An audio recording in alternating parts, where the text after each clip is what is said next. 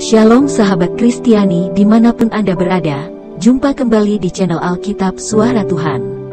Konten kita kali ini berjudul Lee Ju-hong, Dokter Tanpa Kaki.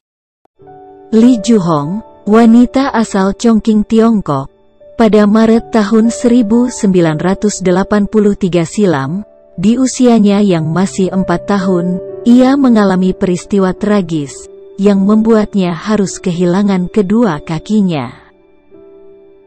Saat itu, ia dalam perjalanan berangkat ke sekolah, ditabrak oleh truk. Karena terlindas, kedua kakinya harus diamputasi.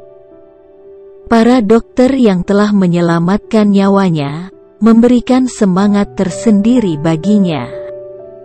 Mereka menginspirasi Lee untuk menjadi seorang dokter saat beranjak dewasa. Sejak itu, ia berkeinginan agar bisa membantu orang-orang sakit dan menyelamatkan nyawa mereka. Ia pun tidak mau tinggal dalam keterbatasannya. Ia mulai belajar berjalan dengan menggunakan bangku kayu. Kegigihannya berlatih membuahkan hasil. Di usia 8 tahun, ia sudah terbiasa berjalan dengan bantuan bangku kayu. Keterbatasan fisiknya tidak bisa memberangus impian Lee.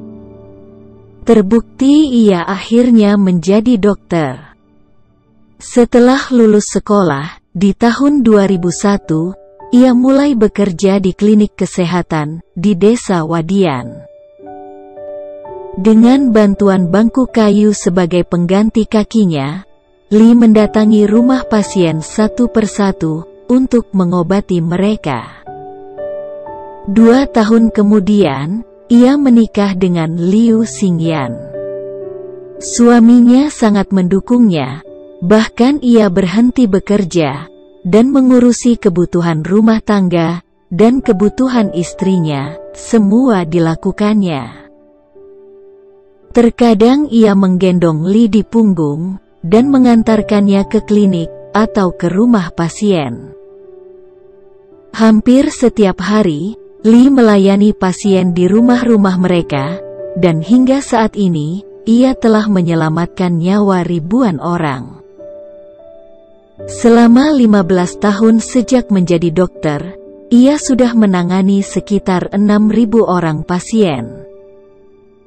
Kebaikan hati serta keteguhan Lee tidak hanya menginspirasi banyak orang, tetapi juga menginspirasi putranya. Putranya yang masih berusia 12 tahun, bercita-cita menjadi seorang dokter. Ia ingin mengikuti jejak sang ibu.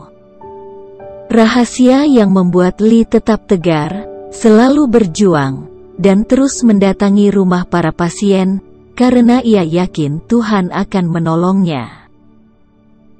Jika dibandingkan dokter lainnya, kesulitan saya lebih banyak. Tetapi saya selalu berbisik pada diri saya sendiri, bahwa Tuhan membantu orang yang menolong dirinya sendiri. Itulah yang membuat saya terus maju, ujar Lee.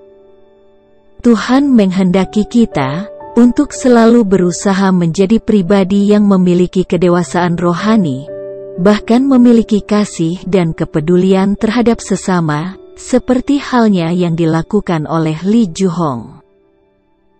Meski dalam keadaan terbatas, ia bahkan berorientasi terus menolong orang lain. Tidak ada alasan bagi kita untuk menolak melakukan kebaikan bagi orang lain, sebab ternyata Lee yang memiliki keterbatasan pun mampu melakukan sesuatu di luar logika kita.